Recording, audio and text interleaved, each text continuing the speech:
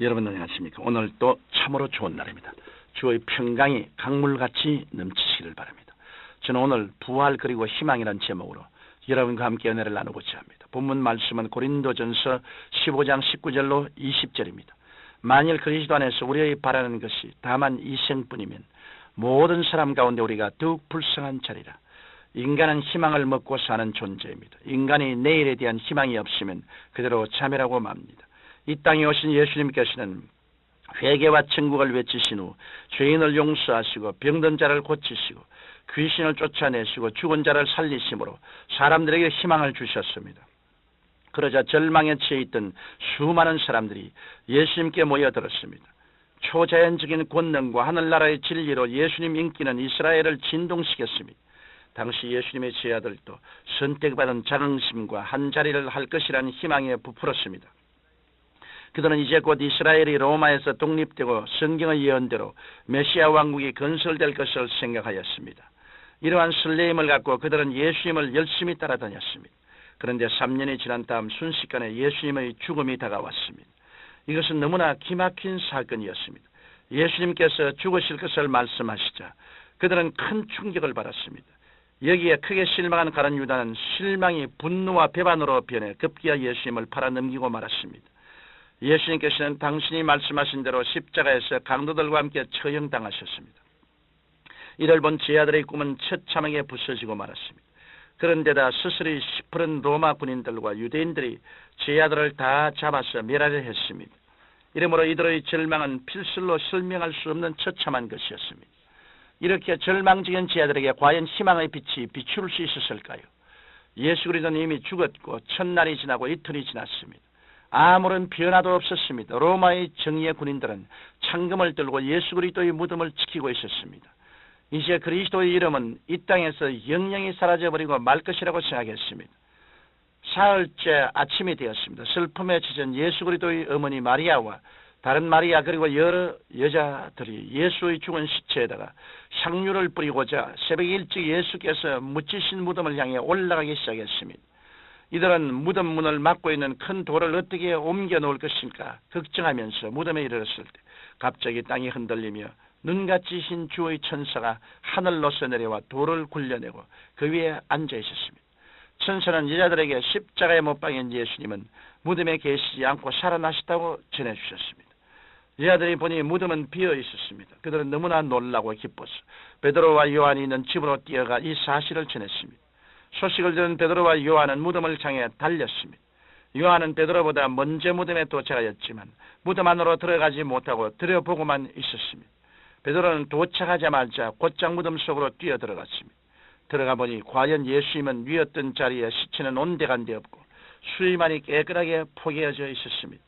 예수님은 이제는 고향으로 내려가 살자고 낙심하여 엠마오로 가던 두 제자에게 나타나셔서 선지자에 기록된 글을 풀어 당신의 부활을 가르쳐 주시고 그들의 눈을 밝히셔서 당신의 살아계신 것을 보여주셨습니다. 또한 못자국난 예수님의 손과 창으로 찌른 옆구리를 만져보지 않고서는 믿지 않겠다고 말한 도마에게 나타나셔서 당신의 못자국난 손을 보여주시고 옆구리에 구멍난 창자국에 손을 넣어 확신을 갖게 해주셨습니다.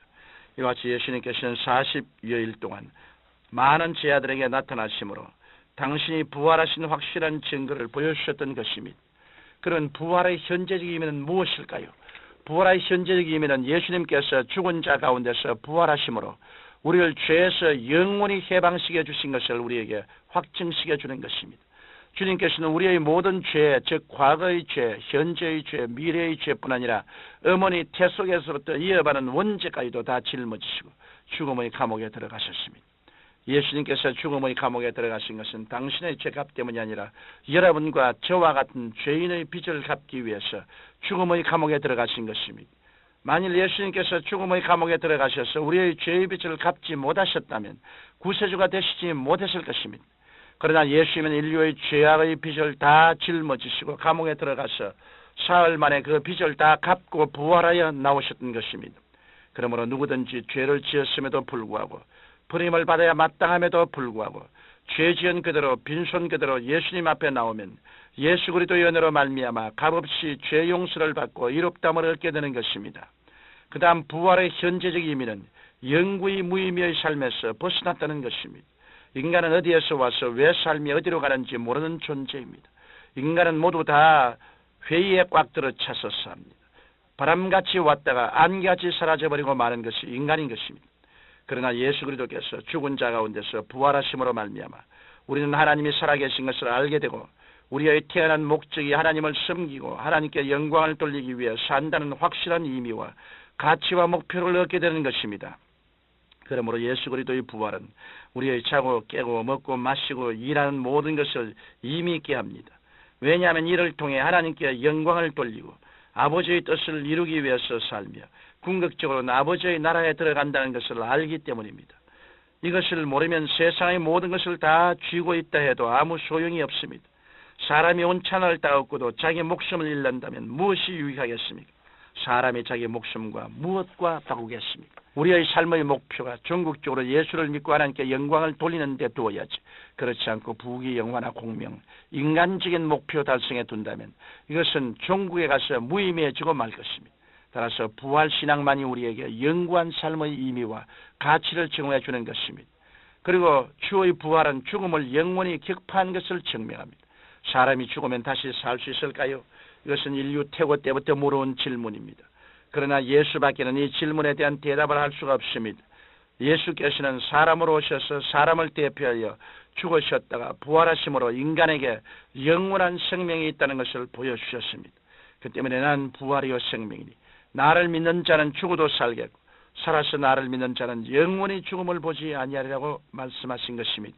이러므로 우리들은 예수 그리스도 안에서 사망을 영원히 정복했기 때문에 영원한 생명에 대한 확신을 마음속에 가질 수 있는 것입니다. 그러므로 바울 선생은 사망아 너희 이기는 것이 어디 있느냐, 사망아 너희 쏘는 것이 어디 있냐고 사망을 향해 통렬히 비웃는 말을 할 수가 있는 것입니다. 사랑하는 성도 여러분, 예수께서는 십자가의 부활과 죽음을 통해 저와 여러분의 모든 죄를 청산하시고 삶의 무의미에서 의미를 부여해 주시고 죽음의 절망에서 영생에 대한 소망을 갖게 해주셨습니다.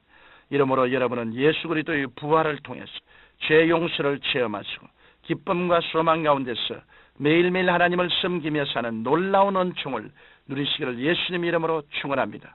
거룩하신 아버지 하나님, 오늘 부활하신 예수 그리스도를 마음속에 모시고 부활의 영광으로 충만함을 얻게 하여 주시옵소서. 부활의 생명의 성령의 법이 모든 죄와 사망의 법에서 우리를 해방시키고 자유를 얻도록 해 주시옵소서. 예수님 이름으로 기도드립니다. 아멘. 구독자님